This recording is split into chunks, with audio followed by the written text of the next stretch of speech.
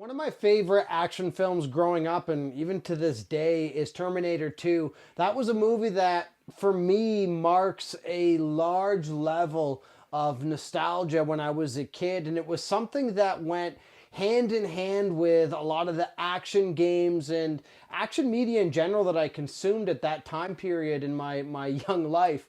And as I've gotten older, I've sincerely appreciated the Terminator franchise, but it's never really done it like Terminator 2 has.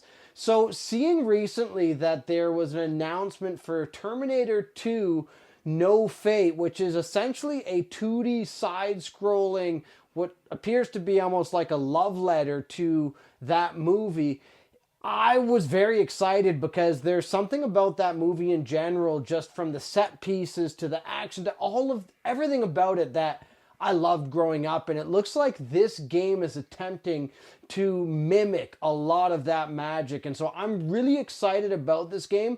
And I want to go over why I think this is going to be a special piece of Terminator media and Terminator games in general. So let's take a look.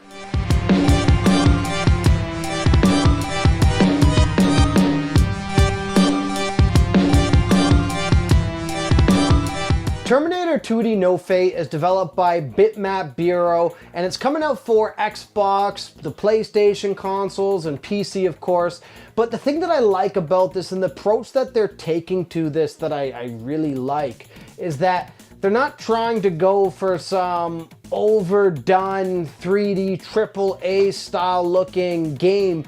They're just maximizing the 2D retro aesthetic of when that movie pretty much came out, which is what excites me about this, because I understand a lot of younger gamers or newer gamers generally, for them this may not be something that seems as appealing. It might just seem like another 2D style game that's appealing to old guys like me.